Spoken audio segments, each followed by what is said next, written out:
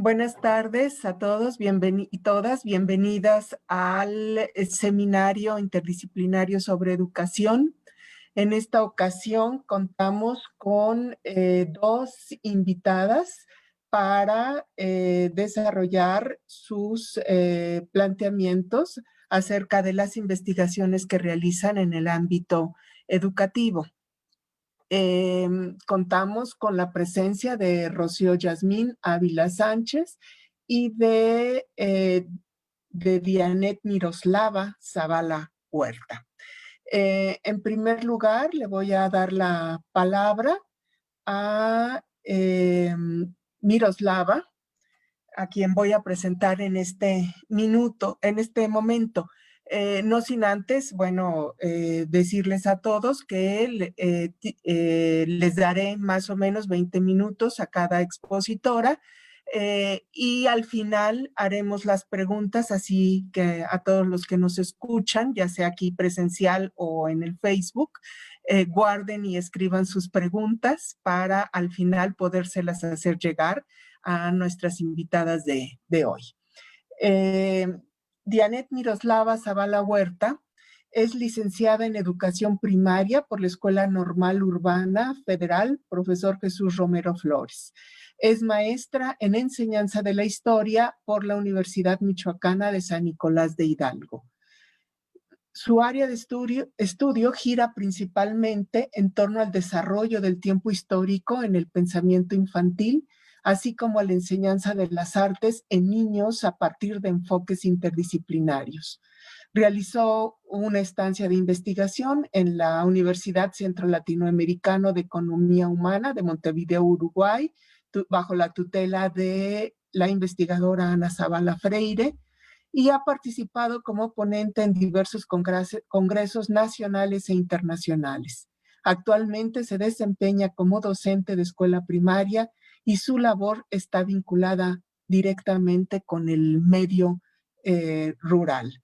Debo hacer énfasis en que Miroslava, luego que terminó la maestría, ha continuado con sus inquietudes de reflexión y de investigación, considerando, digamos, su labor docente que realiza cotidianamente aquí en una escuela cercana a Morelia. Entonces, Miroslava, pues te doy la palabra para que expongas el tema que nos traes preparado el día de hoy. Muchas gracias, doctora Denis. Muchas gracias por la invitación. También a todo el cuerpo que conforma este seminario. Creo que en tiempos de pandemia es una manera muy linda también de no rendirse ante nada. Es complicado seguir dando clases a distancia y también realizar investigación, pero este tipo de espacios nos permiten compartir lo que seguimos realizando pese a las circunstancias. Bueno, yo esta tarde traigo un tema que apenas está comenzando a desarrollarse dentro de mi persona, que tuvo que ver precisamente con la parte final de mi investigación de tesis de maestría. Como dijo la doctora Denis, he trabajado principalmente el tiempo histórico y el arte pictórico, pero a reserva de ello, hubo algunas situaciones al final de esa investigación que precisamente dieron pie a que ahora, bueno, esté como un poquito reconduciendo otras líneas de análisis, y de investigación que tienen que ver con los referentes religiosos dentro de las clases de historia. Cuando yo titulé esta charla, no precisé referentes religiosos de quién o de quiénes, y lo hice con toda la intención de hacerlo durante la plática.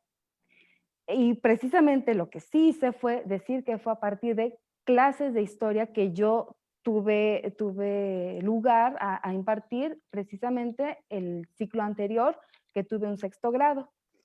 Hablo de referentes religiosos porque me parece muy interesante el pensamiento infantil. Me encanta ser profesora de primaria, pero también me gusta mucho indagar sobre cómo se va construyendo la psique de los niños en referencia, desde luego, a las intervenciones que juega el entorno.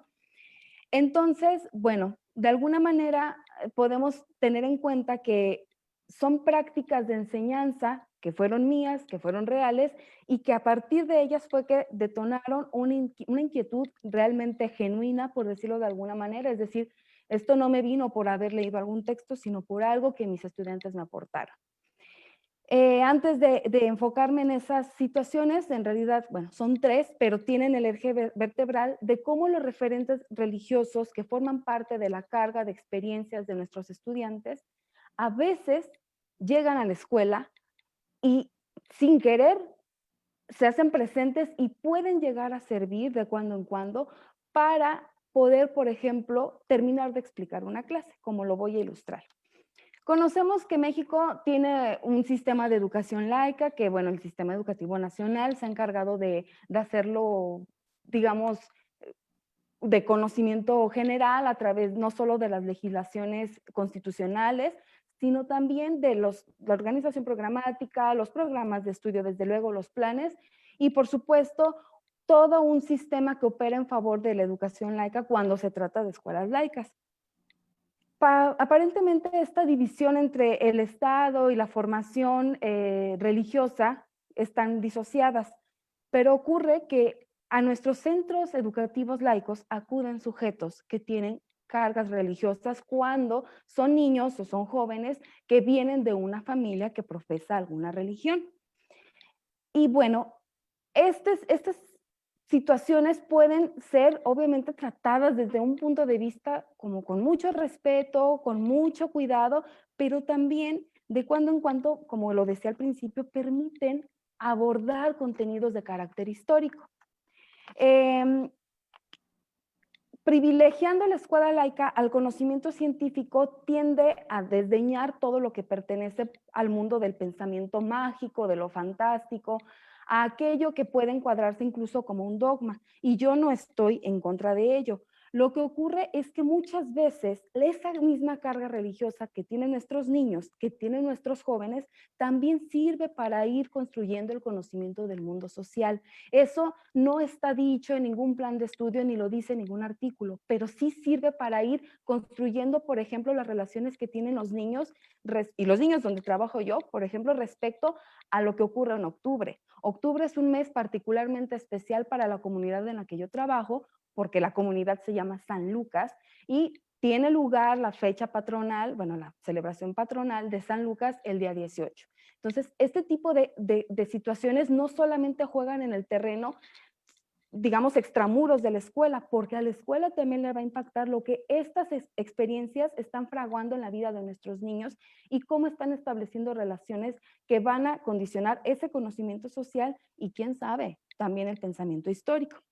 De manera muy puntual, aquello que me ocurrió al final de la investigación de mi tesis de maestría, que fue lo que detonó todo, fue que tras haber abordado una propuesta de trabajo bastante exhausta sobre el tiempo histórico, retomando un poco las duraciones de Braudel, a través de manera deliberada, el trabajo, digamos, de manera conjunta entre el tiempo y el espacio, digamos que las duraciones de Braudel las adecué de manera didáctica para trabajar no solamente la representación visual del tiempo, en un sentido estrictamente figurativo, sino que también con ello había que hacer un trabajo plástico. Bueno, independientemente de ello, llegamos hacia el final de la propuesta de trabajo, que fue mucho más extensa que lo que les acabo de decir, y una pequeñita que era de las más activas del grupo. Este grupo fue de 4º grado, la niña tenía 9 años, y esta nena me dice, bueno, maestra, si la corta duración más o menos es como mi rango, bueno, no dijo mi rango, dijo mi vida, es lo que yo he vivido, lo de la media duración es lo de mi mamá, una larga duración es la de mi abuelita, porque ella ya nada más me cuenta cosas de lo que ella vivió, una larga historia, perdón, una larga duración es la de la historia y Miguel Hidalgo y José María Morelos. ¿Cuál es la duración de Adán y Eva? Yo me quedé impresionada porque los niños nos van dando muchas como pistas de lo que se está fraguando a nivel mental. Obviamente pasa por toda una traducción, no solamente de estructuras mentales, sino también de traducción de ideas en palabras, en ordenar sintaxis, etc. La nena me estaba, de acuerdo a lo que ahora yo puedo como analizar a través de estas reflexiones, me estaba diciendo 2 cosas súper importantes. La primera era que ella logró acomodar, sí, quizá de una forma lineal, pero logró acomodar de manera sucesiva toda una orden de generaciones. No tuvo como variación de decir, no sé, primero los abuelos y luego ella. Bueno, sabríamos que no lo haría. Y lo segundo fue que dentro de toda esa concatenación de tiempo también cabían Adán y Eva, que era lo que ella puede determinar como el origen de todos. Yo dije, bueno, esta es la nena que me pudo decir en los análisis iconográficos, pudo llegar como a reflexiones de índole simbólica, hizo análisis iconológico, etcétera. Y esta pequeña es capaz de meter en la misma parcela lo histórico con lo religioso, que podría encuadrarse de acuerdo a la perspectiva piagetana con el pensamiento mítico.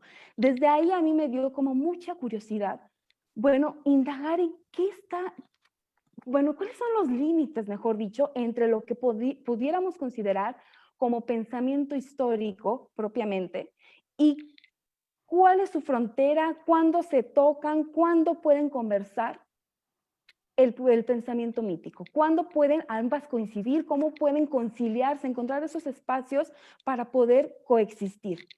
Entonces, desde mi punto de vista, comienzo a hacer un trabajo como de análisis, como con mayor ímpetu a partir del trabajo que tuve con los niños de sexto grado, el ciclo escolar anterior.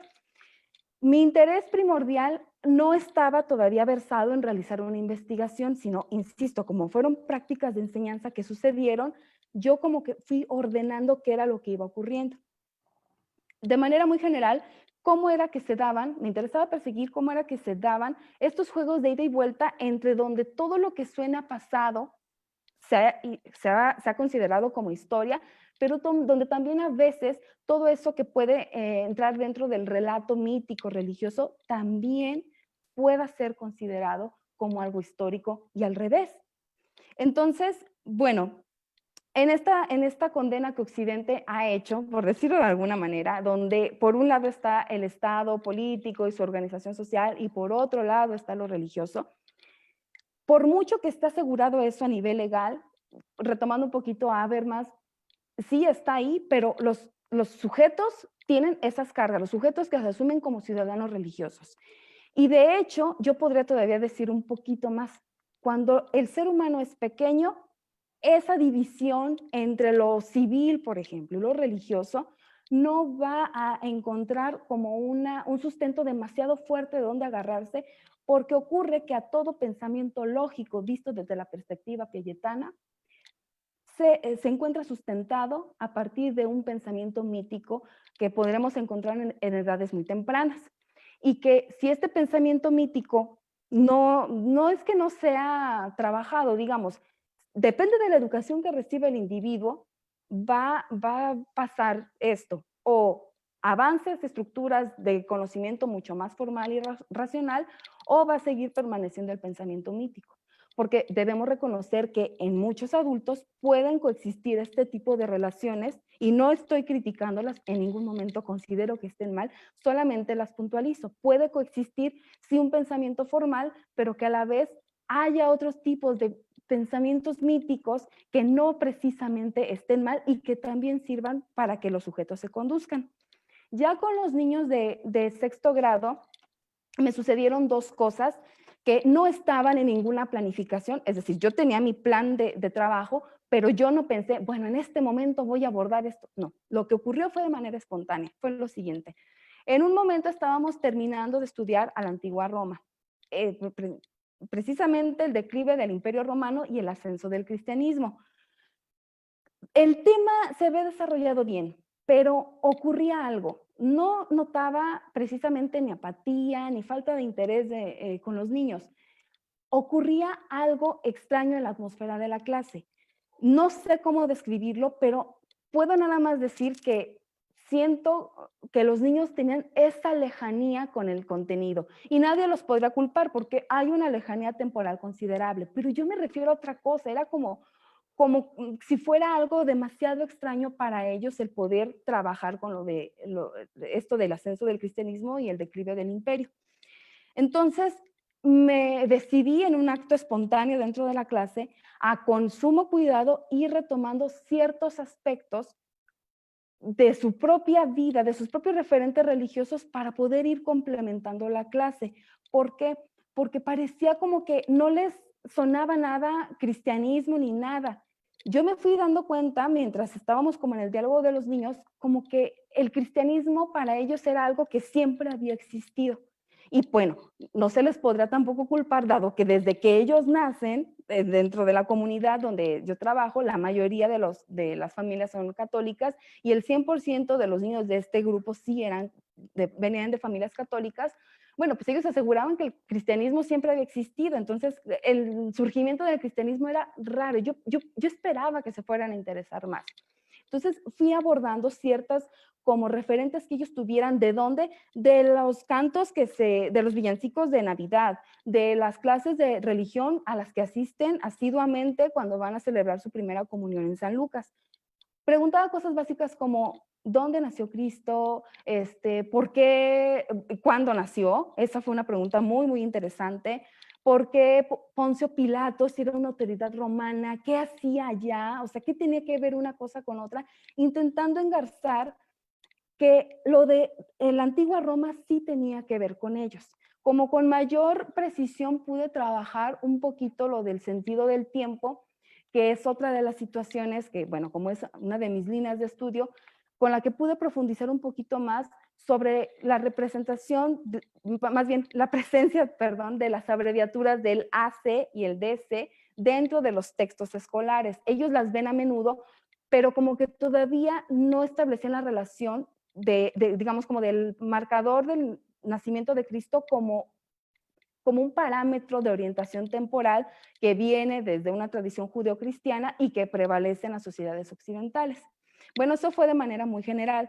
Ya para ir como un poquito cerrando, porque hay otra situación que trabajé con ellos y que se sostiene también en esta misma línea de los referentes religiosos. Pasó el tiempo, más o menos un mes, y pues ya saben que los programas de estudio de estar acá en el mundo antiguo, no sé qué, hacen saltos temporales de pronto, sí, ya estás en otro continente y no sé qué. Bueno, estábamos viendo las civilizaciones mesoamericanas y los niños estaban trabajando a través de exposiciones. Tenemos muy poquito tiempo, entonces tenemos que repartir para eficientizar todo lo que podamos. Yo no sé cuántas veces habrán dicho el término politeísta, pero yo no atiné a explicarlo en ese momento. ¿Por qué? Porque yo ya lo había abordado cuando habíamos visto la antigua Grecia. La situación que ocurrió aquí es que el tratamiento conceptual dentro de las clases de historia también es algo que debe como preocuparnos. Sucedió que una niña dijo, y los mayas, no sé qué, eran politeístas. Pero en ese momento, o sea, yo en ese momento realmente hice un aterrizaje en la clase y dije, ¿pero sí están entendiendo qué es politeísta? ¿Sí lo están comprendiendo o capaz que no? Entonces me detuve, tuvimos una plática con los niños, como que no quedaba muy claro que era politeísta, entonces dije, bueno, voy a apelar un poquito al monoteísmo que aparentemente practican estos chicos, ¿no? Pues son católicos. Bueno, pues ustedes ¿en quiénes creen?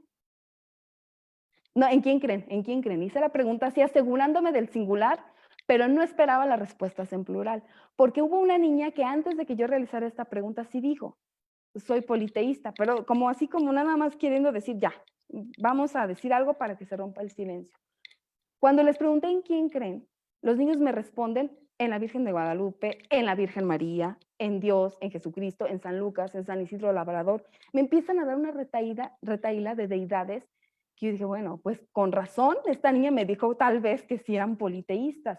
Mi afán de ninguna manera era como reordenar el organigrama de su religión y de su fe, pero ahí fue donde dije, ok, aquí hay una situación, un referente religioso que todavía no ha madurado en ellos, no tengo por qué meterme, sin embargo, sí tengo que aclararles una cosa, que su religión es monoteísta, por lo menos que creen en un Dios. Y ahí la que iba en un análisis diciendo que esto iba sobre los referentes religiosos de los niños, se vio expuesta. Su servidora, pues no tiene una formación religiosa consistente, debo decirlo, y me puse a recitar el credo católico, apelando al recuerdo de los niños en un intento, solamente la primera parte, de hacerles notar que ellos profesan una religión monoteísta. Entonces, esa situación donde un profesor se expone a sí mismo, donde expone ante unos preadolescentes a quienes les había asegurado que no era católica, y ahí está revelando parte de que a lo mejor no lo practico, pero culturalmente sí sé cosas, no es una situación sencilla. Entonces, a lo que van estas reflexiones, más allá del plano de la práctica, o de la charla o del relato, es que de cuando en cuando podemos hacer no combinaciones a modo, ni tampoco en una forma de caricaturizar en lo que, perdón, nuestros estudiantes creen. Simplemente replantearnos esas fronteras, insisto, entre este pensamiento histórico, racional, formal, cristalizado dentro de un cientificismo, y por otro lado, todos estos como referentes religiosos que fraguan la experiencia personal de cada uno de nuestros estudiantes y también de nosotros, porque dentro de las clases de historia o de cualquier otra se van a ver, van a brotar.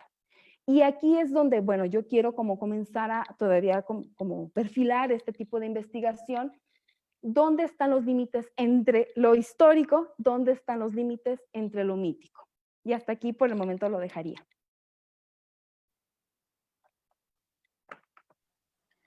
Muy bien, gracias Miroslava por ceñirte al tiempo. Voy a dejar entonces, recuerden, las preguntas para el final. Y entonces voy a presentar a Rocío Yasmín Ávila Sánchez, maestra en Ciencia Política por la UNAM y doctora en Teoría Política, Teoría Democrática y Administración Pública por la Universidad Autónoma de Madrid.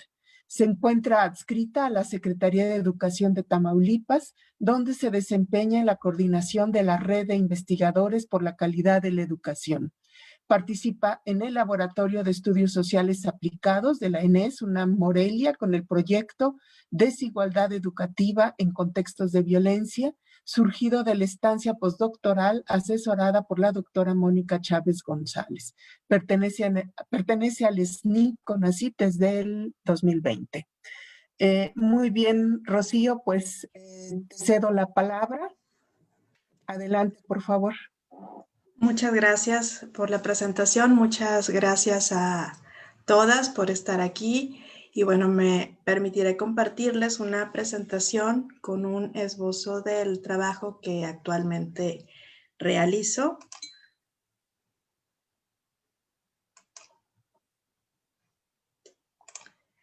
Para platicarles un poco ya sobre la presentación. El tema de la desigualdad educativa, me gustaría empezar un poco por los antecedentes. Siempre se ha tratado desde algunas variables, por ejemplo, la cuestión de los ingresos económicos de los padres o los grupos raciales o étnicos, en los cuales algunos tenían tendencia a tener peores resultados académicos o incluso una mayor deserción.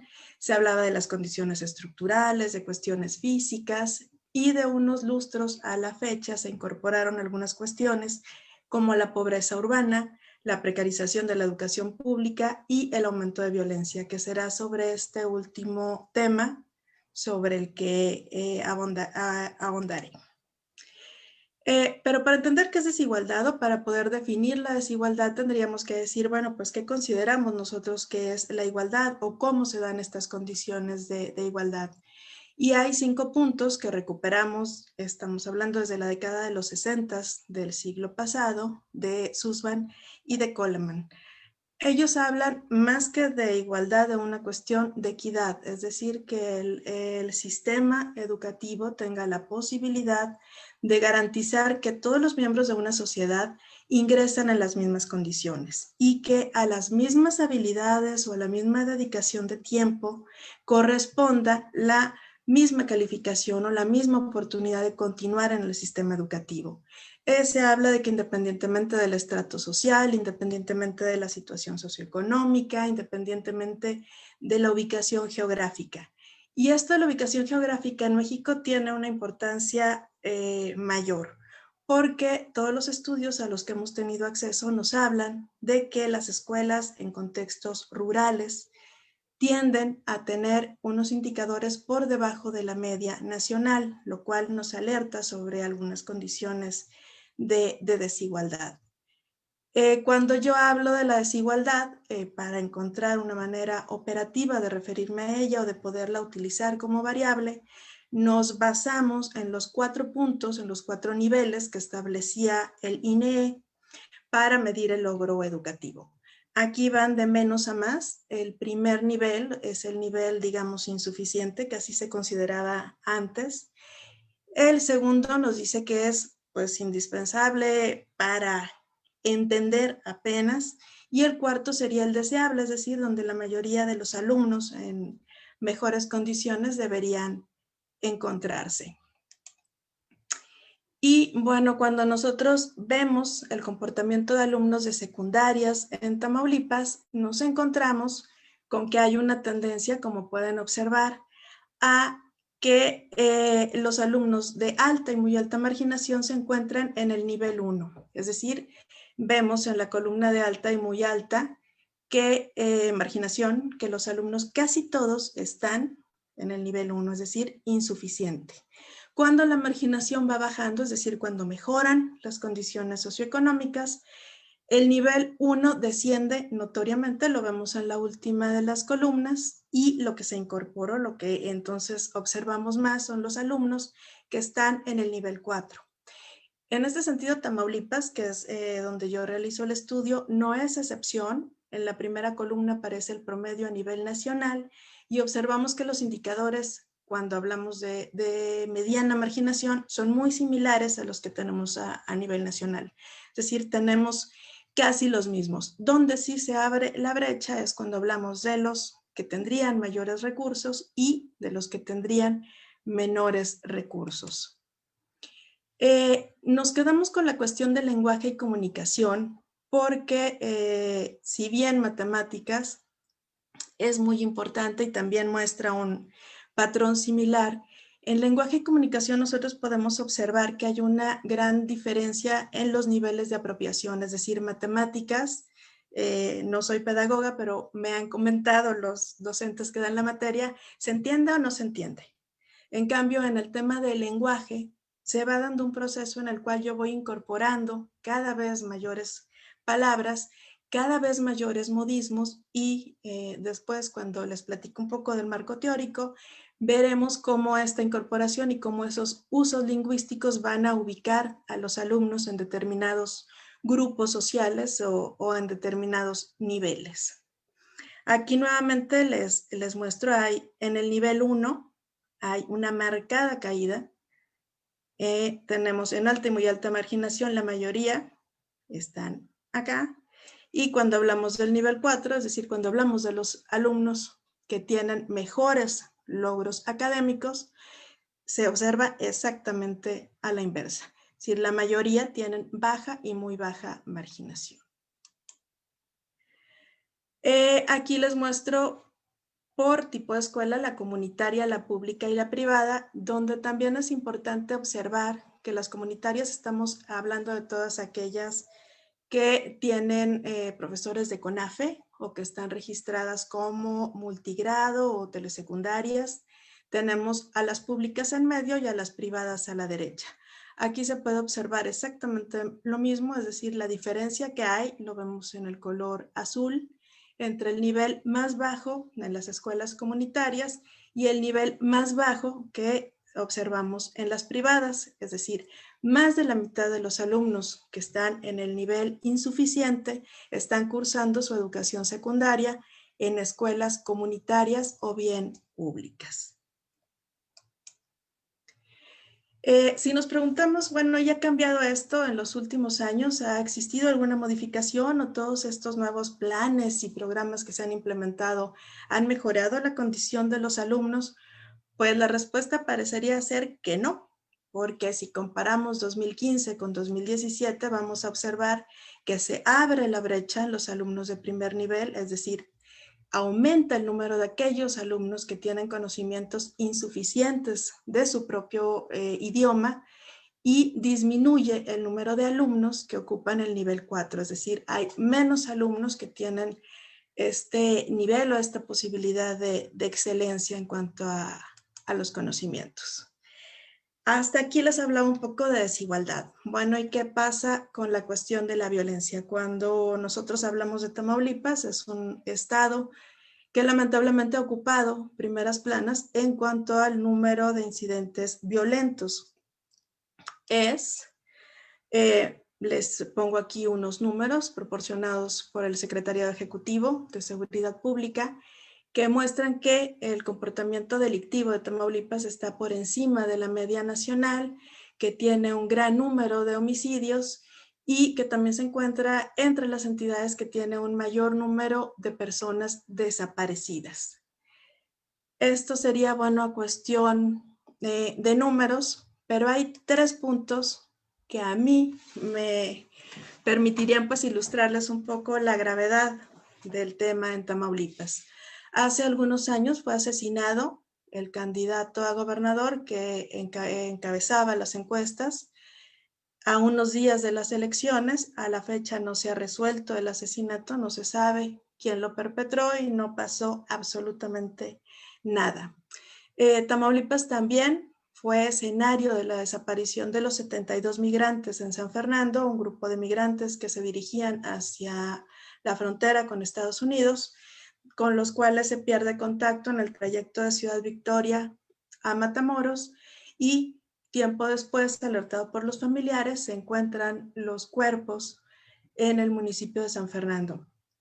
A la fecha tampoco tenemos una resolución de qué pasó realmente con estos migrantes. Y después diríamos, bueno, sí, hay una situación muy violenta en Tamaulipas y tenemos una marcada desigualdad que se acentúa en las escuelas que tienen menores ingresos. Pero bueno, ¿y esto qué tiene que ver con la violencia educativa? ¿Qué tiene que ver con lo que está pasando en la escuela o cómo lo vinculamos?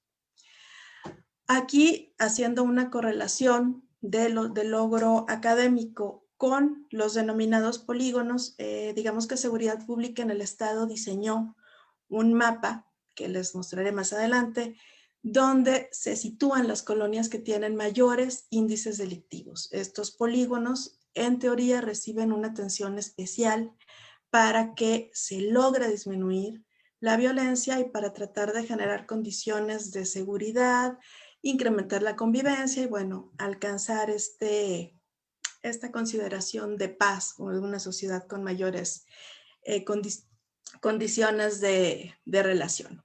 Pero ¿qué encontramos cuando hacemos la correlación numérica? Si nosotros vemos cuál es el comportamiento del logro académico de los alumnos que están dentro de los polígonos con los que están fuera, vamos a observar que no hay realmente un impacto ni en las zonas de mayor marginación ni en las zonas rurales. Hay, como les mostraré, estos son los polígonos de los que les platicaba, esta es Ciudad Victoria. Aquí tenemos el polígono 1, el 2, el 3, que son las zonas que han tenido mayores índices delictivos.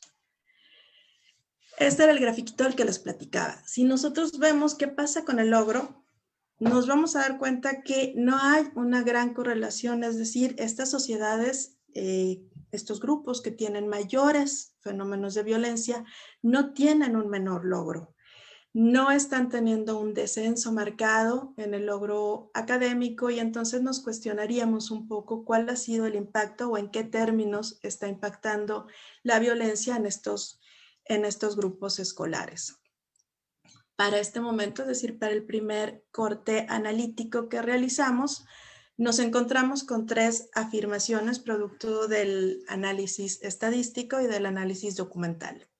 En primera es que la desigualdad socioeconómica parece ser la variable que más peso tiene en el logro educativo.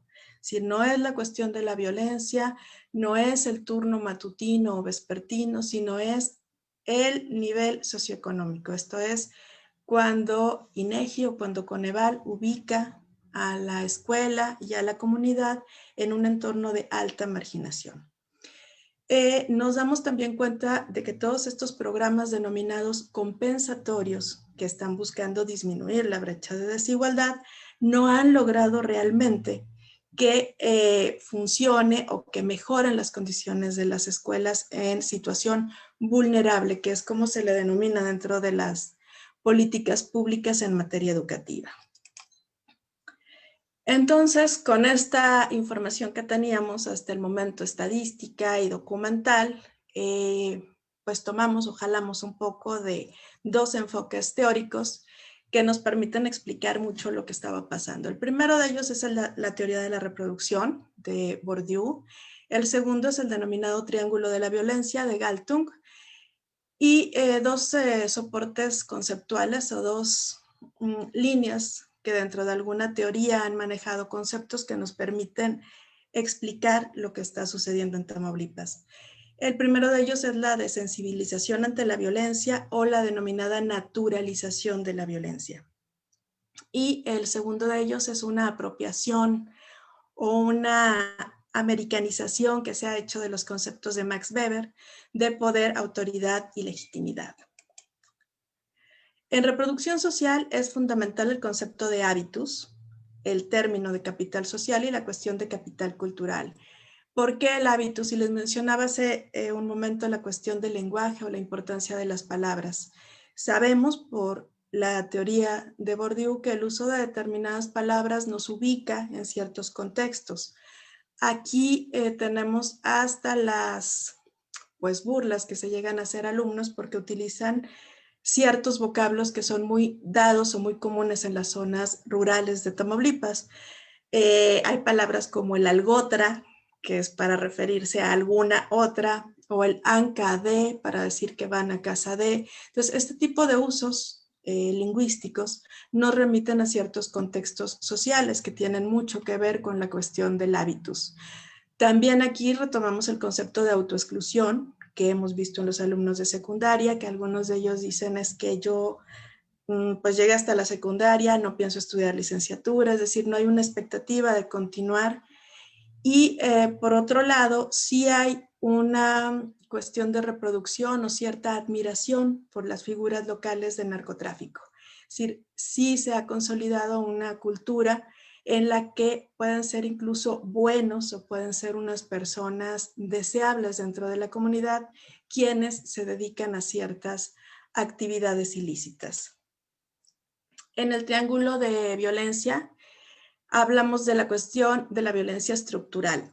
¿Y por qué decíamos violencia estructural? Cuando platicábamos de, es que en las zonas donde hay mayores homicidios, no es que la escuela presente fenómenos de violencia o no es que se reproduzca esta violencia de manera directa, sino que nos permitiría explicar el fenómeno del logro en Tamaulipas más desde una cuestión estructural, es decir, estas escuelas, tenemos en el estado cerca de 200 escuelas que no tienen agua potable, por ejemplo. Tenemos un 30% de telesecundarias que no tienen internet. El modelo de telesecundaria plantea que la enseñanza será a través de televisión y a través de internet. ¿Cómo funcionan estas escuelas cuando no hay ni siquiera internet o cómo se puede hacer llegar el material?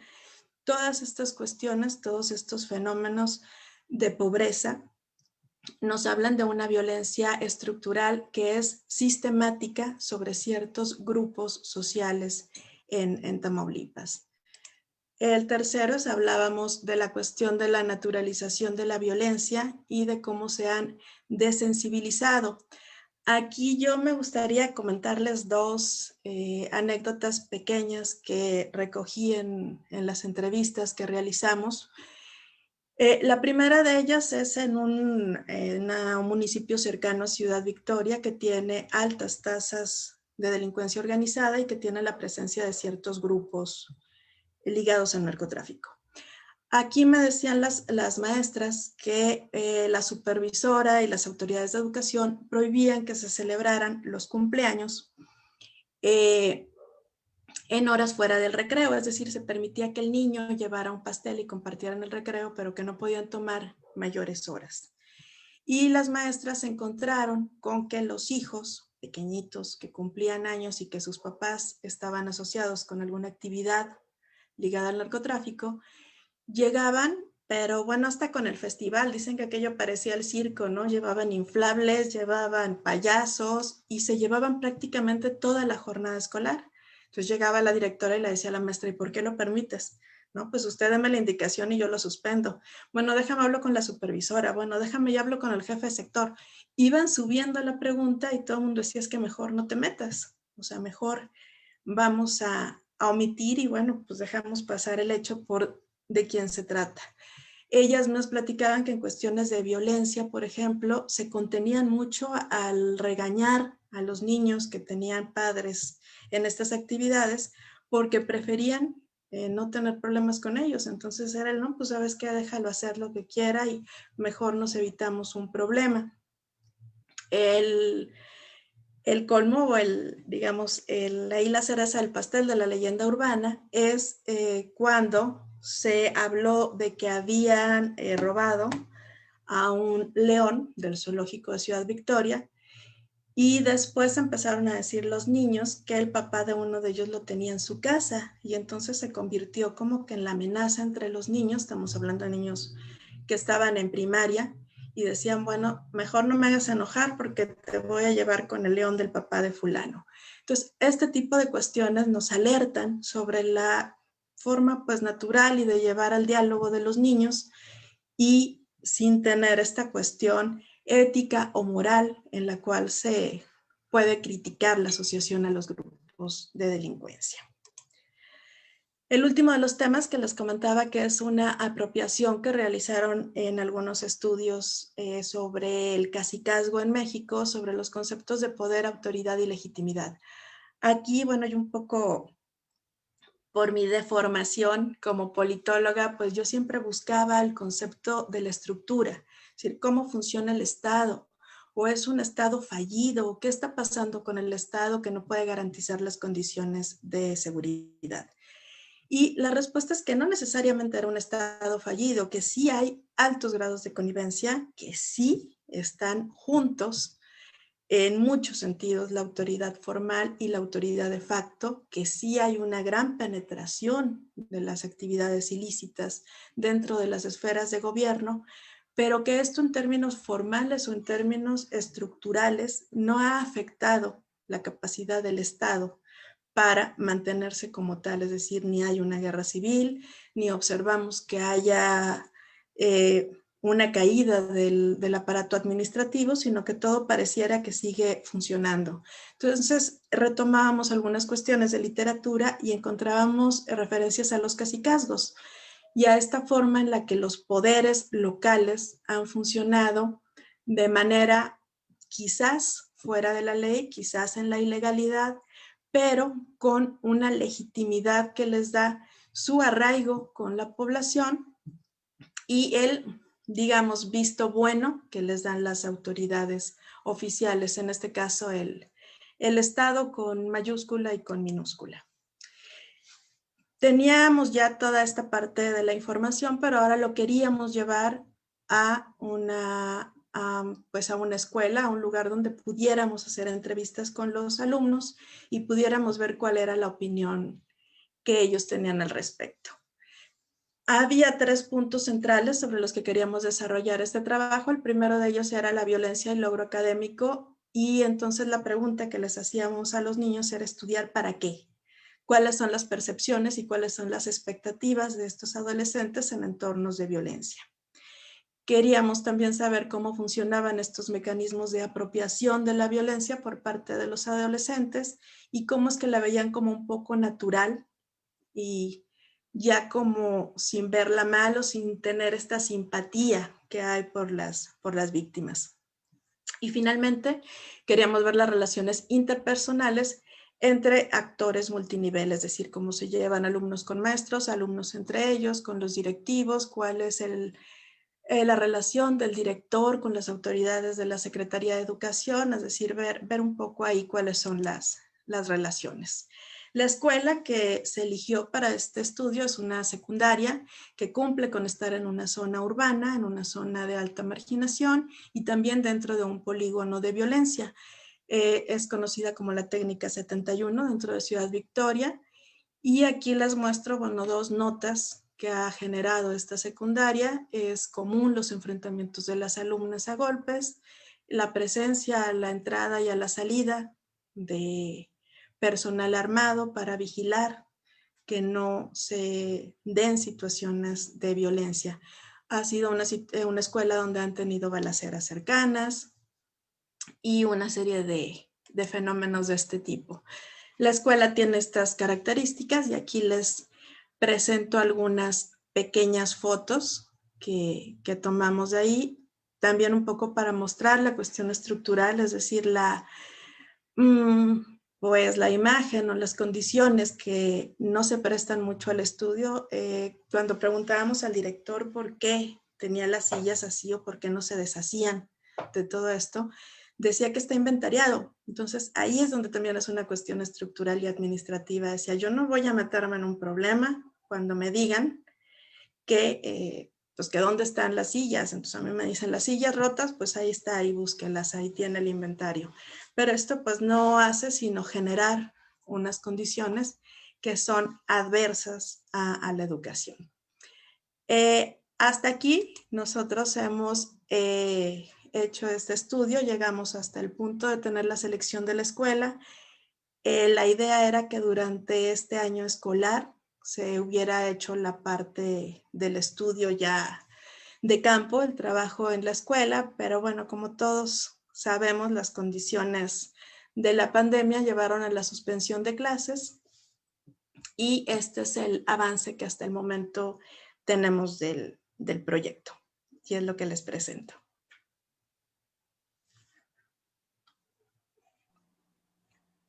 Muchas gracias, Rocío, por tu exposición. Vamos a pasar ahora a las preguntas que pueda haber en relación a estas dos exposiciones, las dos muy, muy interesantes en dos ámbitos, pues, distintos en términos de las características de las regiones, pero sin lugar a dudas, quizás con algunas coincidencias también de los procesos que han vivido últimamente. Sin embargo, las investigaciones o los planteamientos son distintos, los objetivos, los intereses, ¿no? En relación al texto, a la presentación de Miroslava, se plantea sobre todo este problema de los posibles límites o frontera entre lo mítico y lo religioso, perdón, entre lo mítico y lo histórico en el pensamiento de los niños en la escuela primaria.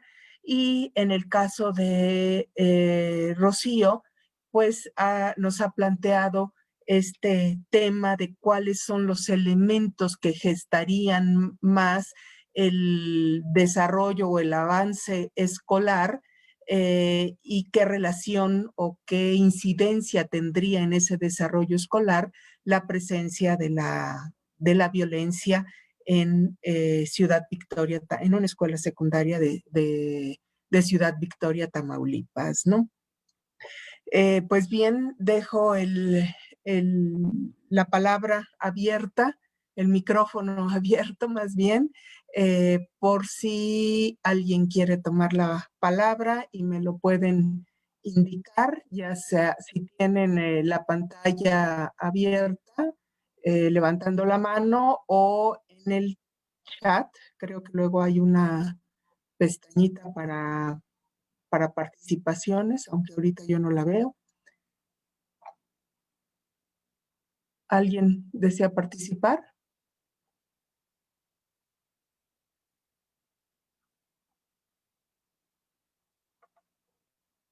Levantó la mano Karina. Karina, adelante, por favor. Bueno, antes que nada, pues agradecer tanto a Miroslava como a Rocío sus presentaciones. Como bien comentaba Denise, son temáticas distintas, pero la verdad es que ambas exposiciones pues me hicieron activar un montón de dudas, de inquietudes en torno pues a lo que se presenta en la escuela. Quiero felicitarlas ampliamente a las dos. Estoy verdaderamente no sorprendida en el sentido sino muy gustosa de ver la lectura tan inteligente, tan bien armada sobre, por un lado, las cosas que Miroslava vive como profesora, en la cotidianidad del salón de clases. Luego, la dinámica es tan acelerada que uno tiene pocas oportunidades de pensar más teóricamente lo que uno ve en el día a día. Entonces, me dio mucho gusto encontrar esta lectura. Y por otro lado, también para el caso de Rocío, felicitarte, Rocío. Creo que toda este planteamiento teórico y los hallazgos que has encontrado, pues también nos hacen replantearnos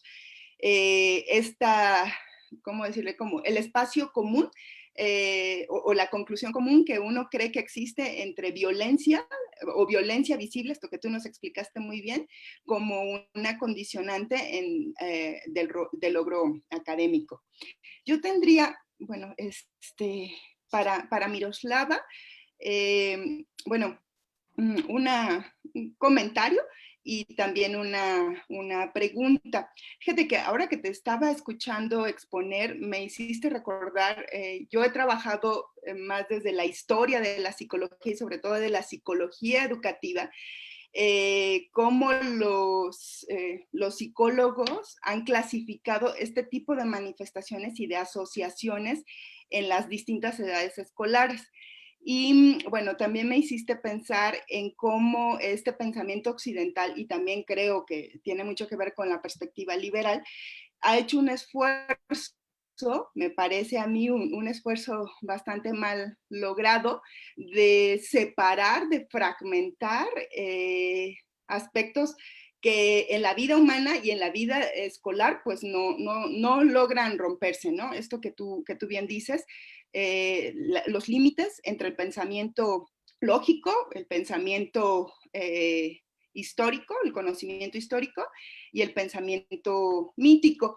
Me hiciste recordar, hasta saqué aquí mis notitas porque dije, wow, esto tiene que ver con la investigación de la psicología educativa de principios del siglo XX, cuando Rudolf Heinz empezó a clasificar y a tipificar y decir, bueno, esta memoria eidética o esta cualidad de eidetismo es propio, fíjate, aquí hay una cita textual que disculpen ustedes que les vaya a compartir, dice, la aptitud eidética se reconocía como un rasgo frecuente en los pueblos primitivos y entre los niños de los pueblos civilizados, pero que en el caso de estos últimos solía disminuir con la edad. Entonces, cierro un poco la cita de este estudio, ¿no?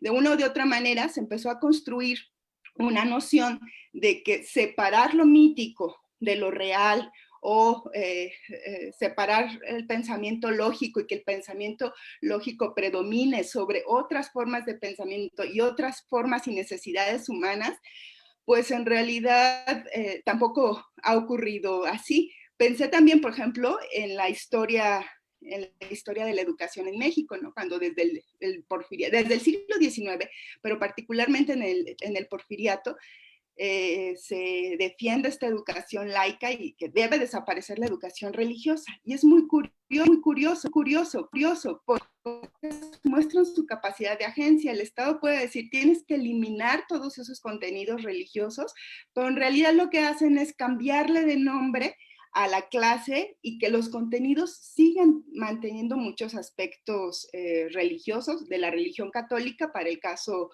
de México.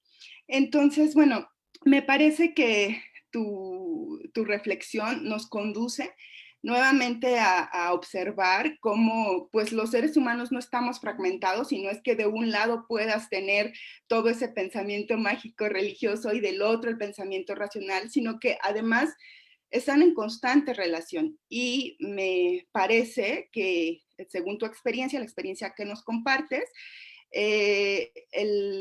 los ejercicios en la escuela son más fluidos cuando en lugar de separar estas funciones, pues se vinculan y ocurre o se da una situación de aprendizaje, una situación de enseñanza, más de manera natural, por llamarla de alguna forma, ¿no? De no forzar esta separación.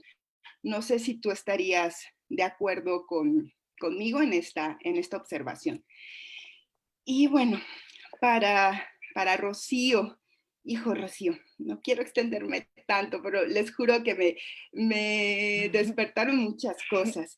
Me parece interesantísimo esta observación que tú haces, ¿no? De mostrar cómo la violencia visible, a final de cuentas, tiene un significado, bueno, termina naturalizándose, pero que esta violencia estructural, estas violencias que tú ubicaste dentro de lo que denominas como violencia invisible, es la que está más relacionada con el logro académico.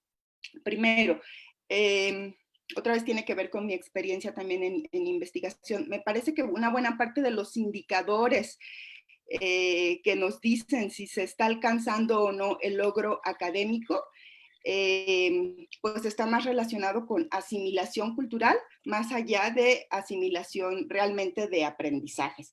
Eso es otra vez un tema que desde la historia de la educación y desde la historia de las pruebas objetivas, es una discusión, vaya, muy recurrente.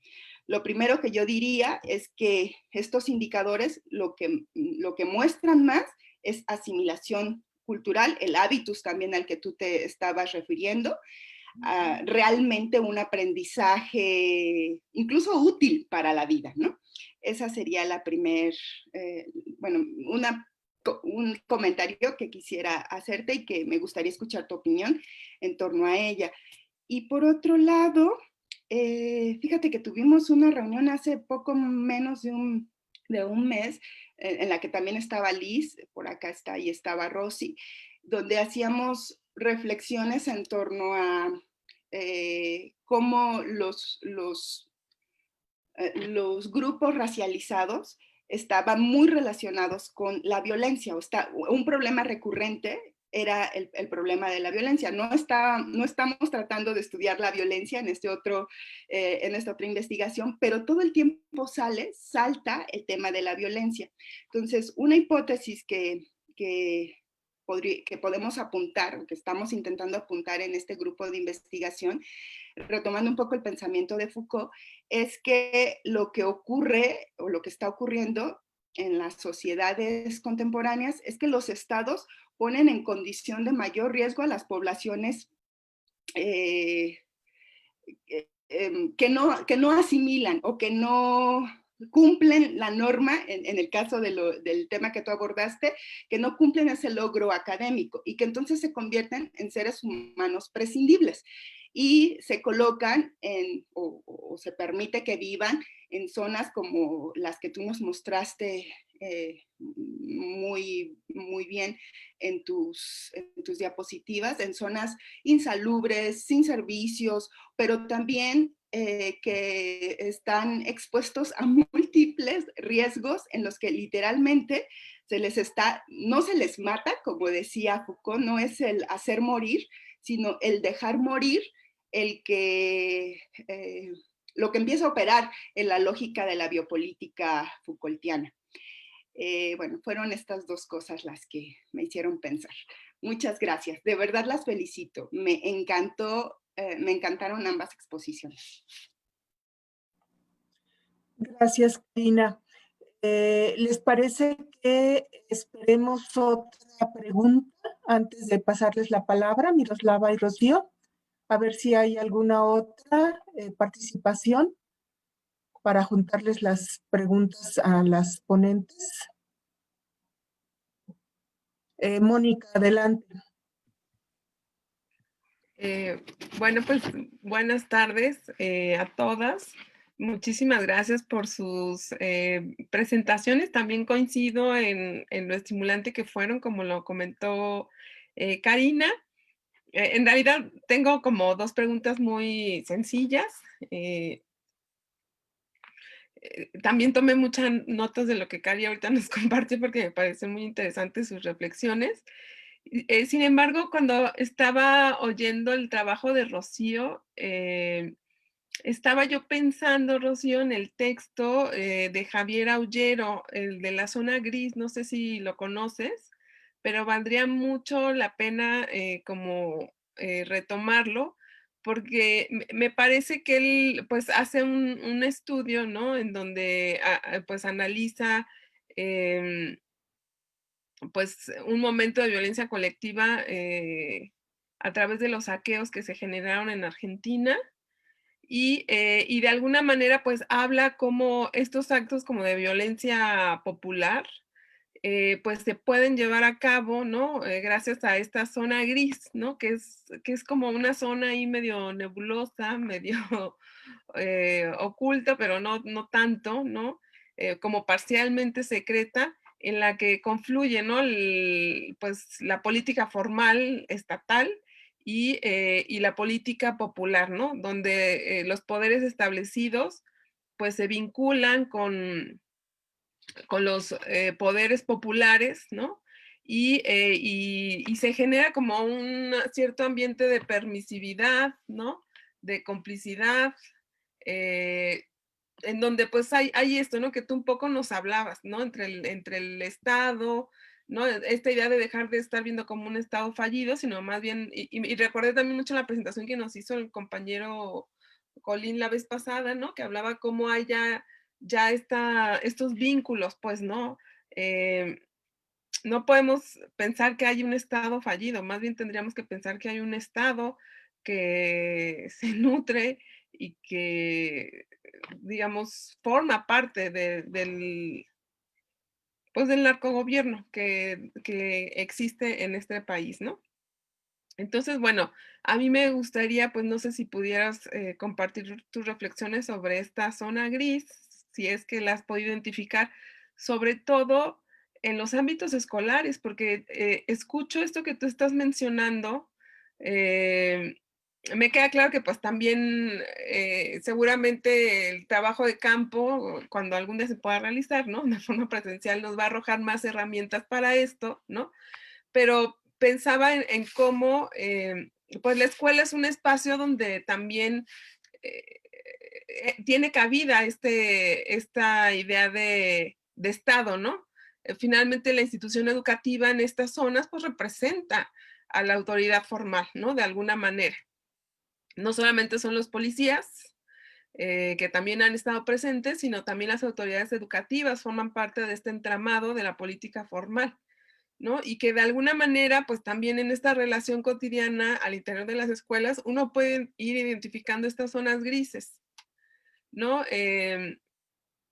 No sé si has podido identificarlas, pienso en el caso que nos mencionaste ahorita de los hijos, ¿no? De personas vinculadas al narcotráfico y cómo el ejemplo que nos diste, pues nos habla de cómo pues están cambiando las pautas de convivencialidad también infantil al interior de las escuelas, pero también se están transgrediendo las relaciones de poder eh, dentro de las mismas, ¿no? Y esta también como cierta entre permisividad, entre, no sé también si hay alguna especie de aporte económico, no sé si haya alguna vinculación incluso a veces parental, no sé si haya algo más, ¿no? Que nada más nos puedas compartir ahora que te parezca interesante en este sentido.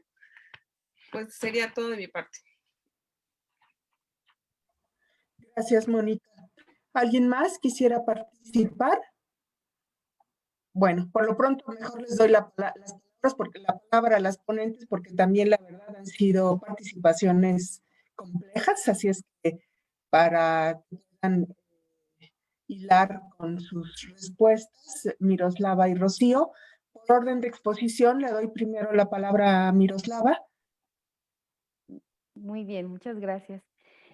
Sí, sí, Karina, definitivamente estoy de acuerdo en que a veces cuando fluye de manera más natural esas como forzadas parcelas del conocimiento, cuando las convocamos de manera deliberada en el aula, aunque como en mi caso surgieron a veces como para efectos de dar solución a una situación concreta de algunas clases, puede ser que sí lleguemos a ese rimbombante y recalcitrante a veces aprendizaje significativo que lo tenemos como metido hasta la médula, y lo digo recalcitrante visto desde la perspectiva oficial porque es como con lo que nos están taladrando siempre a los profesores. Sin embargo, obviamente tenemos que tener en cuenta los límites también de lo ético y hasta dónde debemos como profesores hacer esa debida integración. Lo único que ahorita se me ocurre es como retomar un poquito lo que Habermas va a denominar como ese estado post-metafísico, porque sí dice, bueno, el Estado divide lo político de lo religioso, pero gran parte de la vida civil se va a coordinar por algunos asuntos morales de la vida, perdón, de los preceptos religiosos de quienes profesen alguna religión. Es decir, como que a veces a modo sí le conviene, a veces no, como comentabas esto de ya la religión vamos a aparentemente anularla, pero ahora la convertimos en una asignatura de clases. Y lo hemos visto en el curso de la historia de la educación a través, por ejemplo, de los contenidos de civismo o los contenidos, por ejemplo, que enaltecían mucho la unión familiar, etcétera. Por poner algún ejemplo, la unión familiar como familia nuclear. Entonces, ese estado posmetafísico que menciona Habermas tiene que ver, desde mi punto de vista, si lo integráramos a la escuela, con una postura de apertura a ciertas ideas religiosas. Vaya, en estos contextos donde yo trabajo, tal vez no se presentaría a algún tipo de discusión. Imagínense esto en, no sé, en Estados Unidos, ¿no? Donde en una escuela pueden estar musulmanes y católicos y ateos, no sé. Pero esta apertura es únicamente con el fin de hacer como valer que esas representaciones que tienen del mundo no siempre van a estar dentro de la escala de lo relegado. La idea de este estado posmetafísico es que estas ideas religiosas no sean sobajadas con arrogancia, que no nos veamos no postular a la escuela como ese gran sitio donde se te quita lo burro, y disculpen la expresión, porque también el entorno y la vida de nuestros estudiantes está llena de muchísimas construcciones sociales y también que van a fraguar de alguna manera algunas ideas científicas o precientíficas por las que se van a conducir. Entonces, yo considero que sí podemos hacer este tipo de integraciones, pero de cuando a cuando sí detenernos un poquito dentro de nuestra práctica profesional como profesor y sí teorizar sobre lo que estamos realizando. No siempre se va a poder hacer. Es una tarea titánica. Pero cuando se pueda, sentarte a pensar qué es lo que está ocurriendo en el aula, por qué razones pasó, qué era lo que tú querías, cuáles fueron los resultados, hacia dónde te conduce esto, yo creo que es esencial para poder también, pues no solo dignificar la labor del profesor, sino también del profesor en un área de investigación. Y volviendo un poquito al tema y retomando algo que también como por ahí me resuena un poco, sobre estos límites entre lo mítico y el pensamiento histórico que está lleno de relaciones mentales, de conclusiones, síntesis, causalidad, sucesión, etcétera. La narrativa que a los niños les llega sobre la historia, es decir, la historiografía que se hace de manera exprofesa para los niños, también tiene un punto ahí. Lo digo porque los niños cuando leen, por ejemplo, la versión didáctica de Arma la historia de Flores Cano, que el lenguaje puede ser como muy atrayente para ellos, es bonito, pero a veces les suena a cuento. Y ellos, cuando los niños hacen relatos históricos, siempre los hacen bajo una estructura de cuento. Bueno, no siempre, pero la mayor parte de las veces. Eso lo hice sí en investigación, donde ellos están narrando una situación, por ejemplo, digamos, de independencia, pero comienza con había una vez y termina con un fin. O sea, la estructura de la narrativa también nos está aportando muchos como puntos de reflexión que no son poca cosa. Ahí hay un cruce bien bonito, muy interesante y profundo también de dos áreas de un ser que quién sabe si estén divididas. O sea, este punto dices, a lo mejor ni están tan fragmentados como uno cree. Esta separación iglesia-estado, pues ocurrirá ya en la ley, allá, quién sabe, sí pasa, en algunos seres sucede, pero no en todos. Y los niños son prueba de ello porque van a ir creciendo, van a ir teniendo algún tipo de formación dentro de la familia, dentro del entorno, y obviamente la escuela va a hacer su propia labor. Pero qué decir, por ejemplo, de adultos que fueron a la universidad y toda esta serie de cosas y de pronto te lanzan ideas así como que no tienen aparentemente ningún sentido, tipo, está haciendo aire de lluvia. A lo mejor no tiene un fundamento, no conoce ese, como ese saber, no cuenta con el saber científico para decir, porque la humedad está a tantos grados, no lo sabe, solo lo sabe porque lo tiene como experiencia previa. Y eso también, pues, nos tiene que como poner a pensar que ese pensamiento mítico no se termina siempre de una vez y para siempre, digamos, una vez pasada la infancia hacia la adolescencia.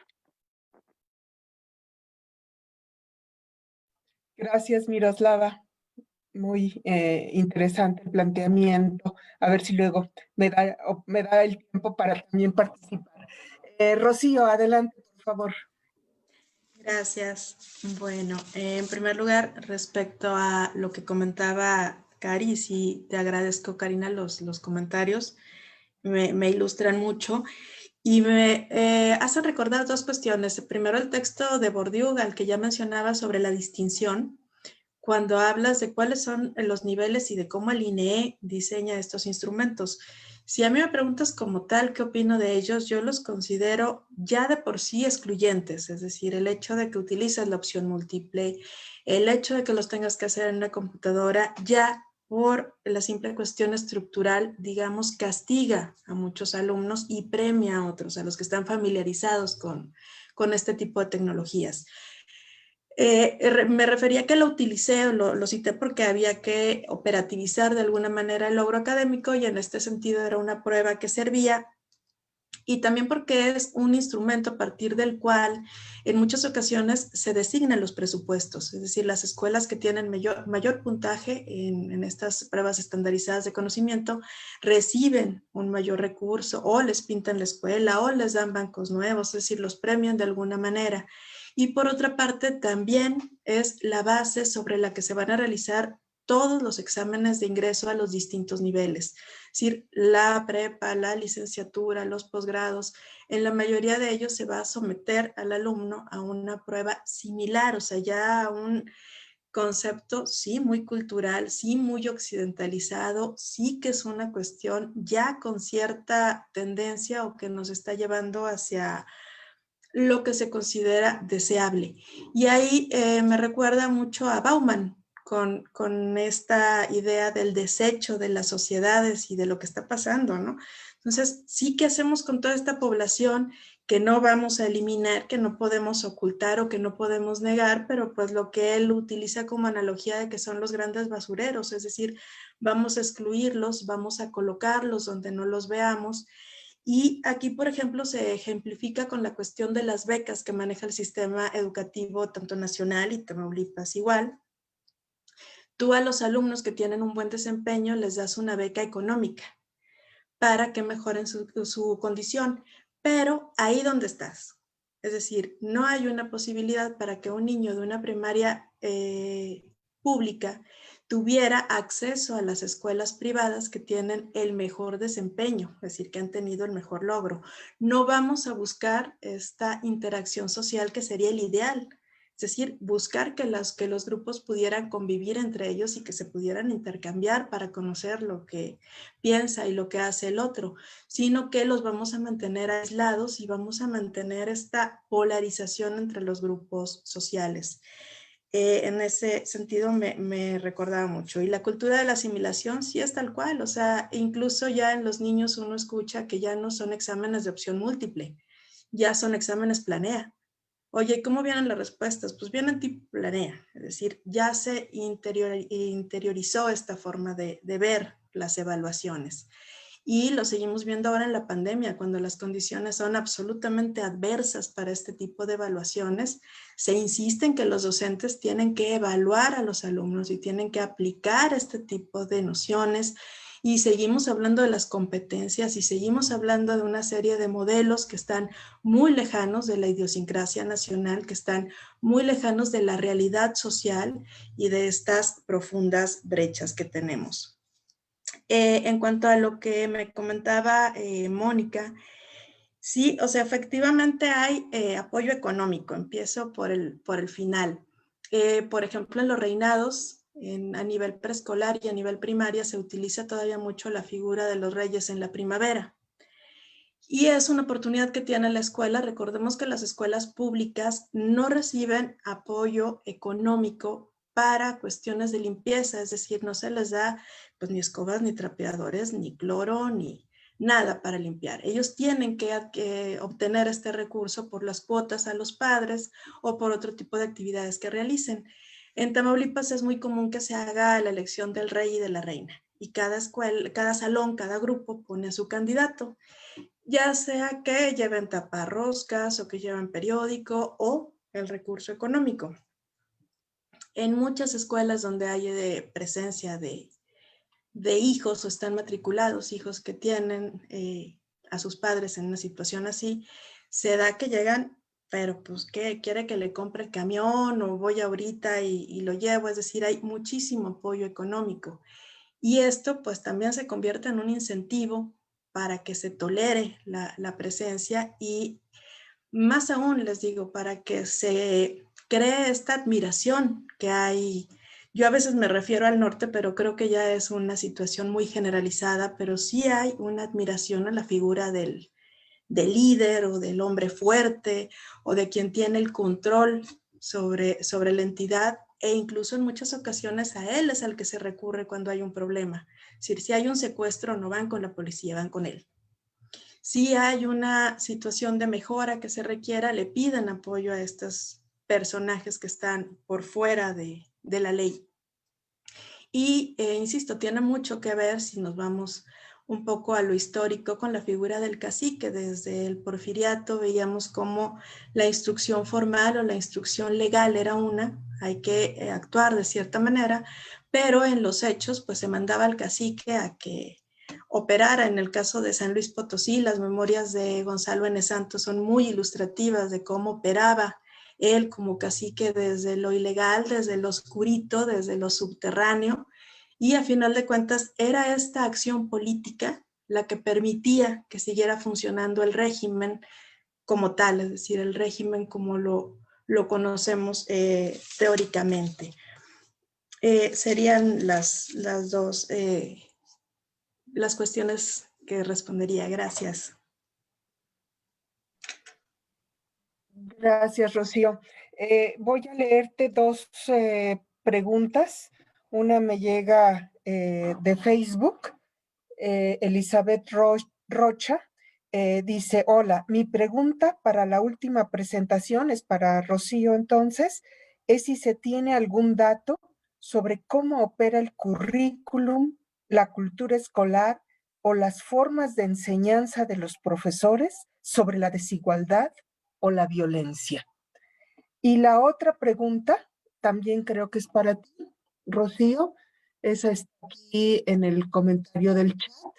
Dice, es de Simón Arenas, dice, zona gris o márgenes del Estado.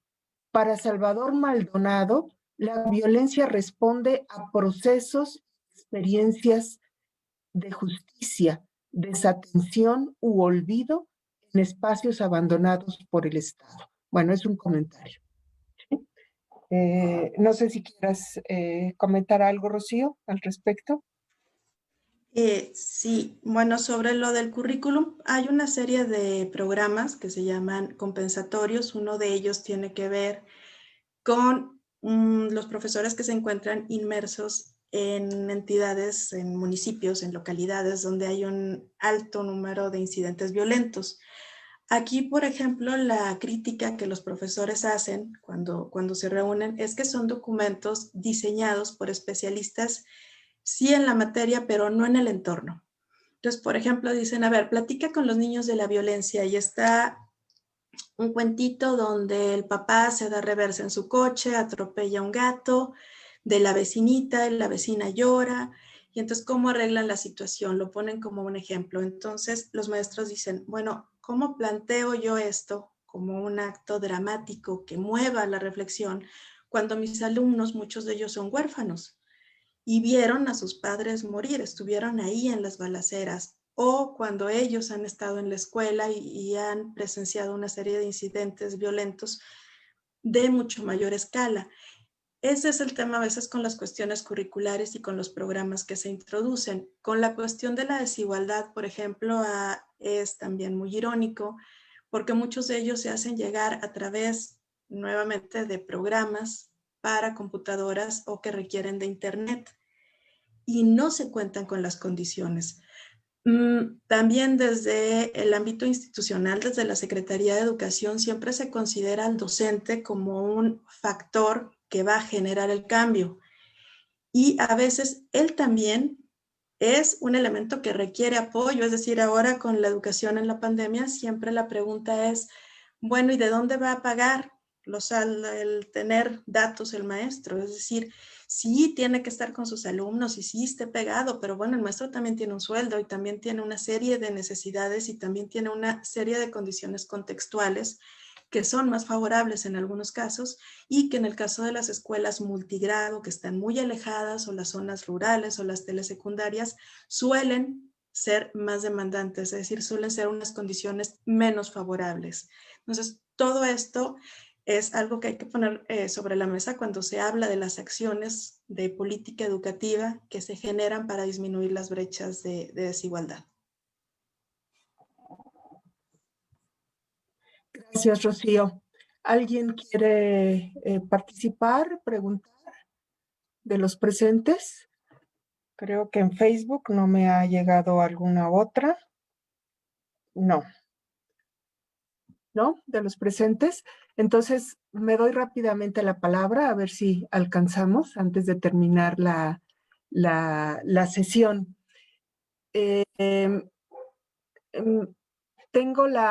Voy a hacer un comentario en relación al planteamiento de Miroslava, con el cual coincido, en el sentido de que sí es necesario cuestionarse si existe una frontera entre lo histórico y entre el pensamiento histórico y el pensamiento mítico. Sin embargo, creo que esta idea, digamos, de fractura entre ambas formas de pensamiento es también un producto histórico, ¿sí? Y habría que verlo también desde esa perspectiva y en ese sentido también pensar o reflexionar sobre que el pensamiento mítico pudiera también haberse transformado a través del tiempo y no necesariamente presentarse, digamos, siempre en las formas como lo concebimos, ¿no?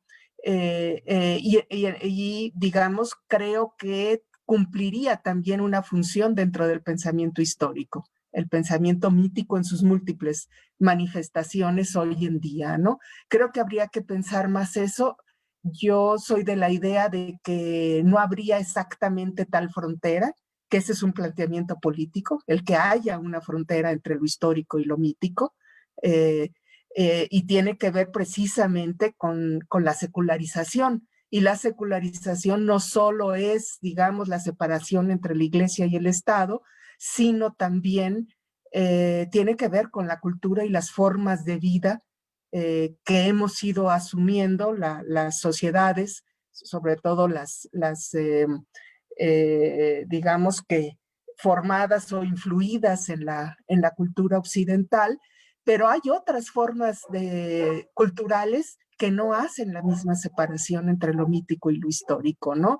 Y ahí habría que pensar en, por ejemplo, las civilizaciones de Oriente, por eso esa separación también entre Oriente y Occidente, que también es una construcción, pero que en nuestras sociedades se ve reflejada en lo que tú detectas en la comunidad, ¿sí? Es decir, las sociedades en México que no asumieron de manera drástica esta separación entre iglesia y Estado son las comunidades rurales, las comunidades indígenas, en las cuales vemos mucho más presente o más claramente combinada la relación entre pensamiento histórico y pensamiento mítico, ¿no? También podríamos pensar en que algunas de estas construcciones histórico-políticas de separación entre formas de pensamiento incluso podrían podríamos llegar a plantearlas casi como un mito, ¿no? No sé si como pensamiento mítico, pero como un mito, ¿no? Es decir, nos han convencido de que existe la separación, pero realmente a lo mejor no es tal, ¿sí? Y aún entre los científicos, tú por ahí pusiste el pensamiento de huele a lluvia o siento el aire de la lluvia o algo así, ¿no? Digamos, pero en otras formas de pensamiento lógico, racional, está incluido también muchas veces el pensamiento mítico. Lo que pasa es que nos hemos creído su función dentro del pensamiento occidental, ¿sí? Entonces, creo que hay mucho para reflexionar ahí, Miroslava. Creo que hay en efecto un campo interesante para abordar a partir del pensamiento infantil, que luego nos permite reconocer cosas que creíamos perdidas, así como también cuando conocemos otras culturas, también reconocemos cosas que creíamos perdidas en nosotros, ¿no? Digo en nosotros porque me considero dentro de la cultura urbana occidental, que aparentemente habría aceptado esta escisión, ¿no? A partir de todos estos procesos de secularización del pensamiento, ¿sí? No solo en lo político institucional, ¿no? Sino del pensamiento. Y ahí también yo sugeriría una lectura muy interesante que plantea estos problemas de la secularización, no solo en lo político, sino en las formas de pensamiento, en la filosofía, que serían los textos de Giacomo Marramao, ¿sí? Filósofo, a veces un poco complejo, pero creo que aborda estos temas de una manera interesante, que uno puede de ahí nutrir estas reflexiones que tú estás planteando ahorita. Él también ha trabajado la cuestión temporal y su relación con la cuestión de la secularización cultural, ¿no?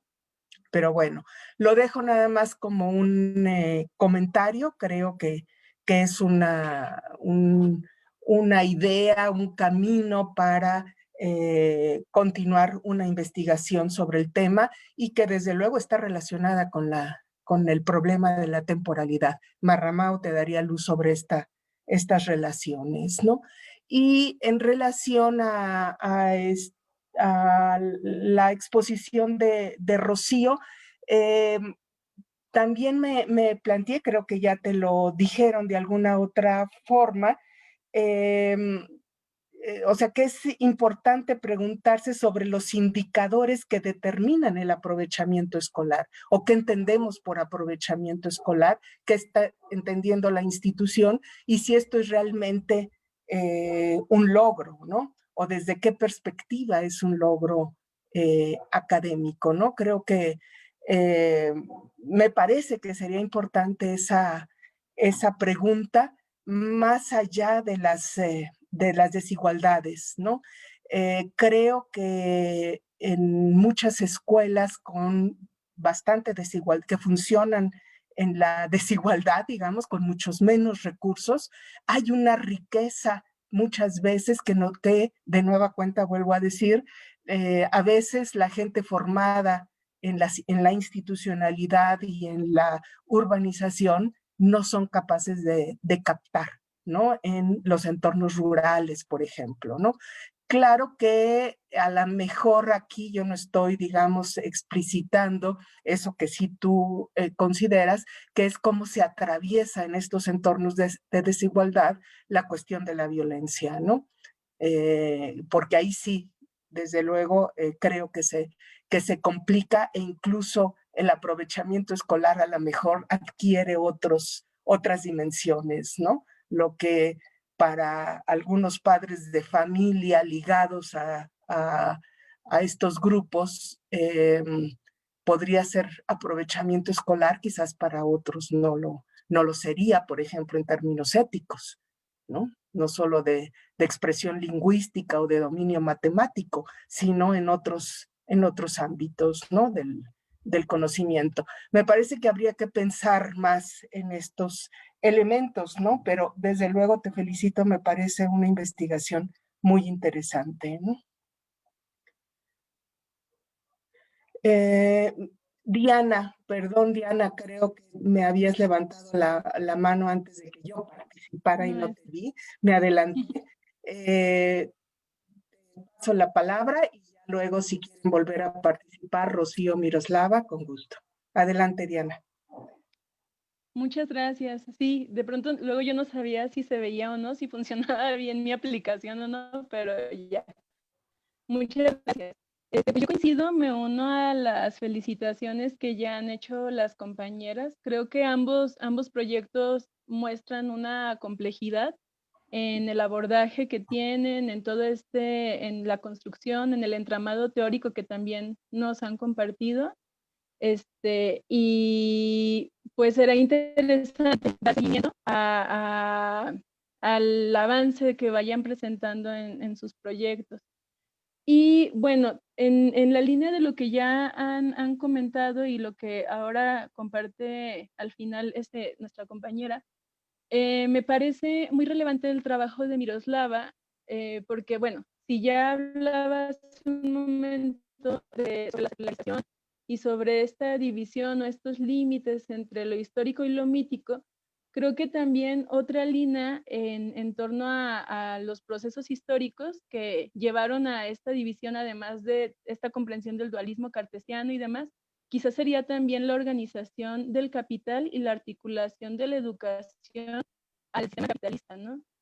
Pensaba un poco esto en el sentido de cómo en las narrativas, los ejemplos que ahora nos compartías, Miroslava, se mostraba en esa articulación como esto que ya han señalado, como una no fragmentación del conocimiento y más bien un continuum entre lo que es la vida cotidiana en estas comunidades, donde está esta inmersión sobre la religión y cómo toman estos elementos para dar sentido a las conceptualizaciones y a los procesos históricos que tú compartes en las clases, ¿no? Entonces pensaba en esto, cómo se muestra más el aprendizaje como un proceso más que como un producto. Y en este sentido, ver que tanto no está la fragmentación de una comprensión ontológica como tal, también de estas perspectivas o estas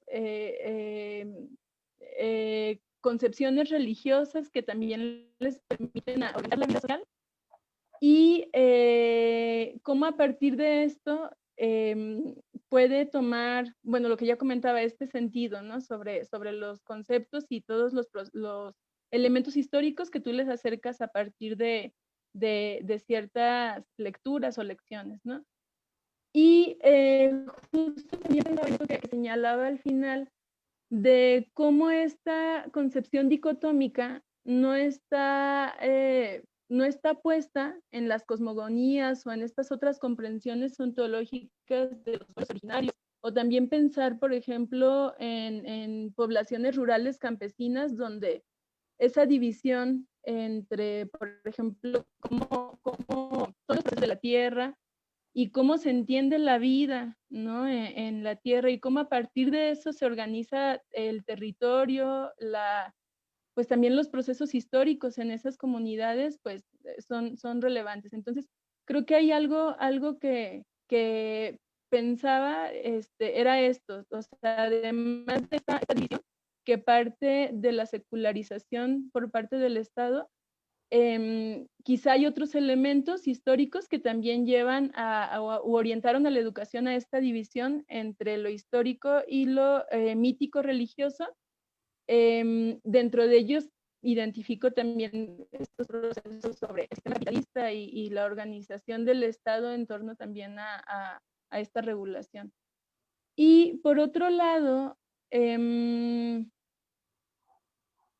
pensaba también, bueno, en el trabajo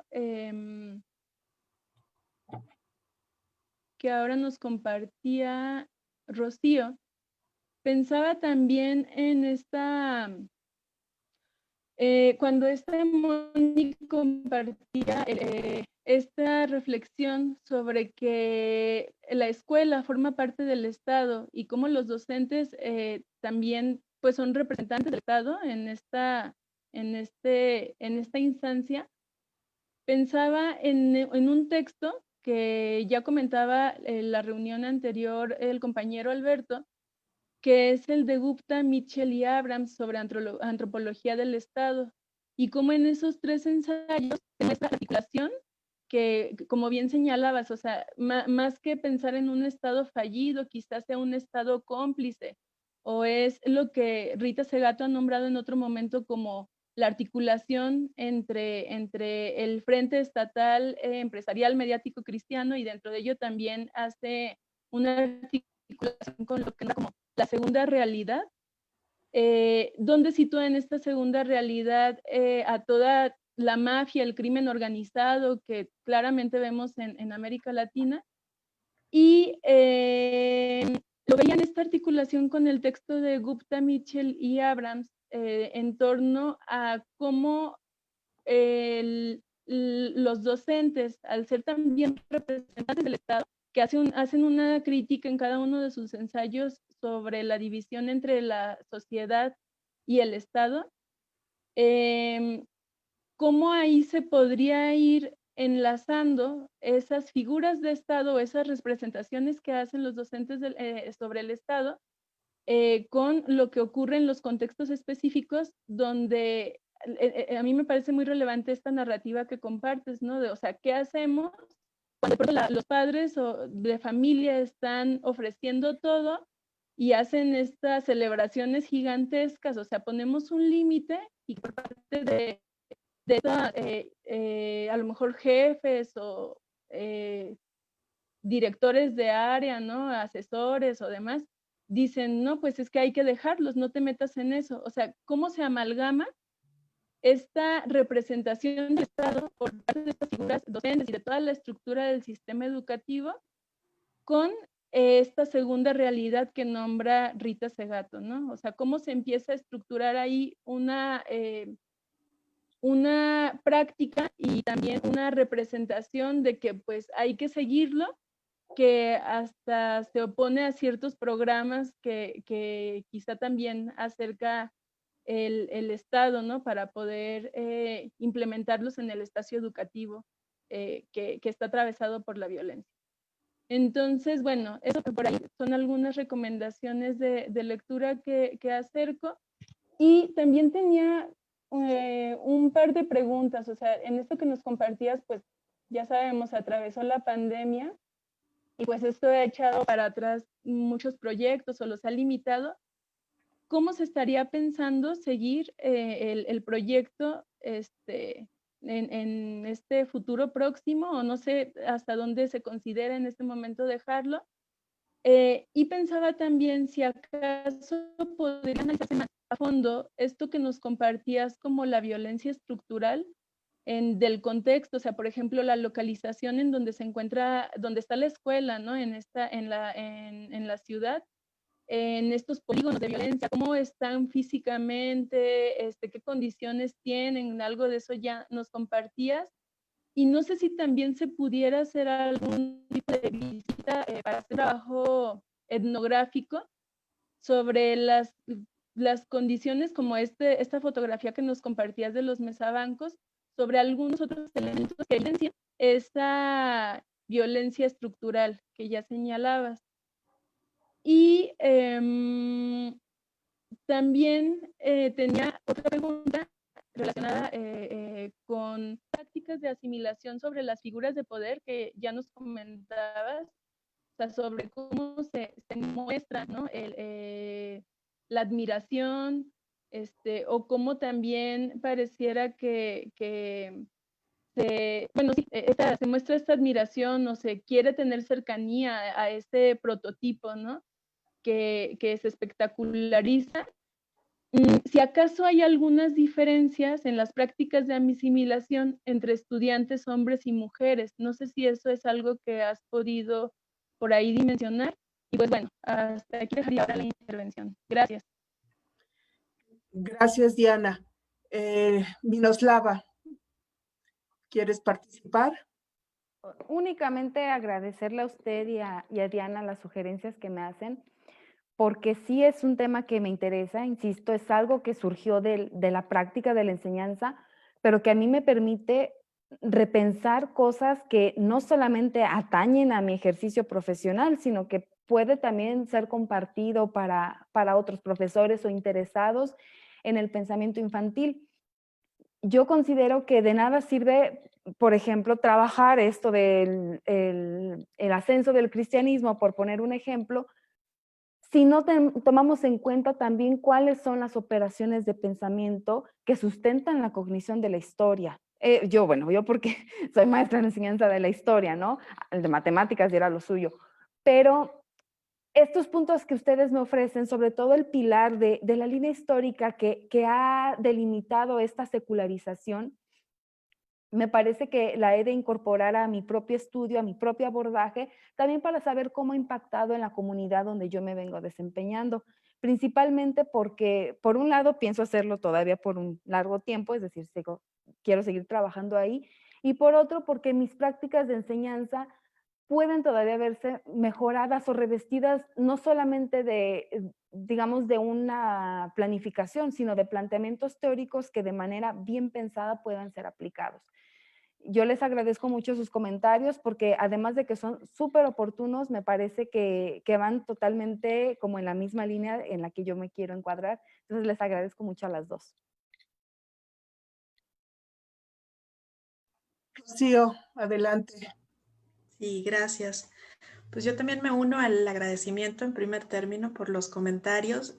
Son muy enriquecedores. Es un poco complicado en la lógica que decía Diana, tratar de buscarle un poco el cambio al enfoque que teníamos en medio de la pandemia y cómo vamos a solucionar esto. Así que todas las sugerencias y los comentarios que recibo me sirven muchísimo para tratar de buscarle la cuadratura al círculo, como dijeron tristemente los senadores hace algunos años. Me gustaría hacer unos comentarios muy breves.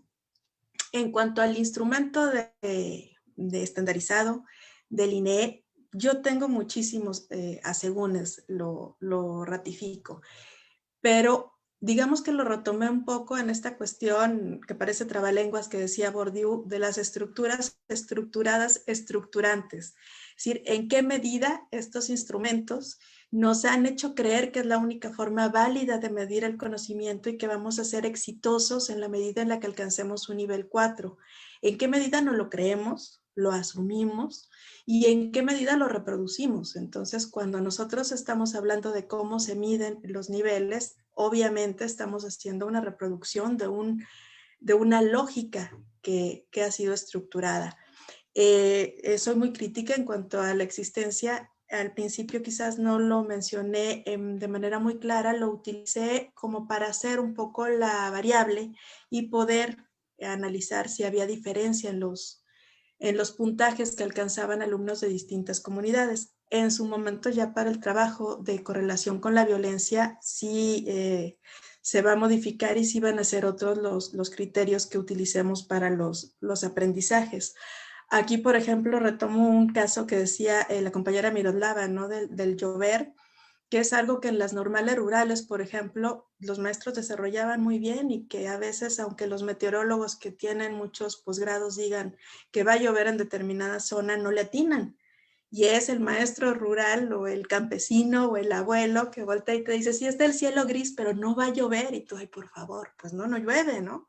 Entonces, todo este tipo de saberes que realmente se dan en lo cotidiano, de qué manera se pueden retomar, me parece sumamente interesante. En cuanto al comentario de hace rato del chat, también me faltó decir que coincido con lo que mencionaban, que sí, la violencia es una forma de responder. La violencia directa responde en muchas ocasiones a esta violencia estructural, a todas estas privaciones que han tenido los infantes de toda la vida. En Tamaulipas existe muchísima gente que dice que yo prefiero vivir 3 años, pero vivir bien. Ya sé que me voy a morir, ya sé que me van a matar, pero voy a vivir bien y le voy a dejar a mi mamá una casa. Pues, ¿qué otra opción tengo, no? O sea, ¿qué va a ser lo que haga o qué opciones me da la institución de tener otra forma de vida? Al respecto también, en lo que comentaba Diana, hay una frase también muy utilizada en Tamaulipas que dicen que hay países donde el Estado tolera la delincuencia para poder funcionar bien.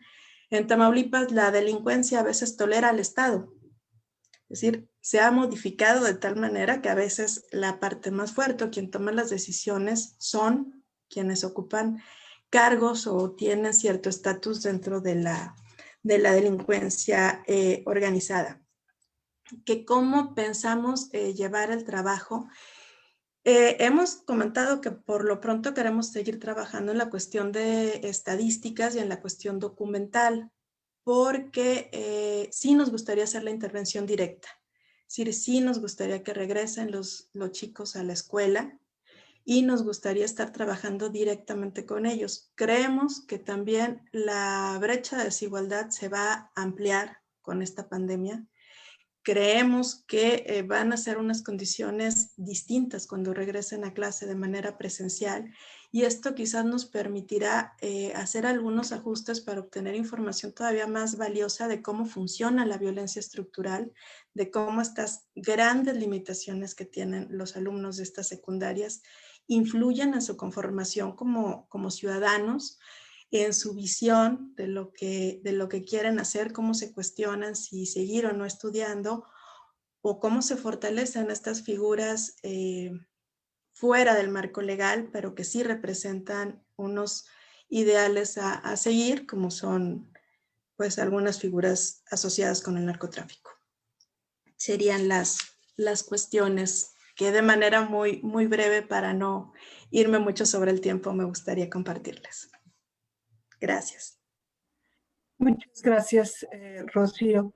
Pues estamos sobre el tiempo. No sé si alguien quisiera todavía tomar la palabra, pero creo que hemos agotado nuestro tiempo del seminario.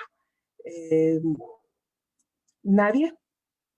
Pues entonces yo creo que cierro la sesión agradeciendo muchísimo a nuestros ponentes de hoy, a Miroslava y a Rocío, y pues instándolas a que sigan adelante.